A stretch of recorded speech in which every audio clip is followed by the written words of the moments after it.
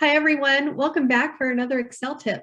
Today, I'm going to talk to those of you who are responsible for data entry. I know once a year I have a huge data entry project to do, and let me just show you how I do it to make it go a little bit faster. First, you can see my screen here. It's probably looking a little small to you. Did you know that if you hold down your control key while you scroll with the mouse wheel, you can actually enlarge your view? That's a quick way to zoom in. So anyway, I have a spreadsheet here that's ready to receive data for January through December. But as I enter numbers, I would really like it if my cursor would move across the screen instead of down the screen every time I enter a number.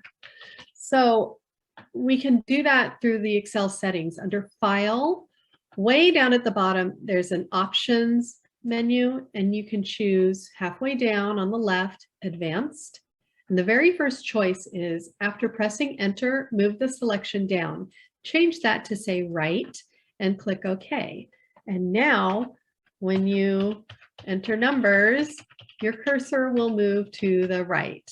And when I have a lot of data to enter and I just want to go without even looking up at my screen, sometimes I will just highlight the area that I want to enter. And then as I type my numbers, you'll see when I get to the end of the row, it will wrap right around to the next row. So a very quick way, if you're responsible for doing data entry, to get that going a little faster. Just don't forget when you're finished, because your cursor will still move to the right, and that can be distressing. Change it back with File, Options, Advanced. After pressing Enter, move it down back to its default position, and now you're good to go. So I hope you found that helpful. Don't forget to subscribe to the channel so you can get notified next time a new video comes up, and I'll see you then.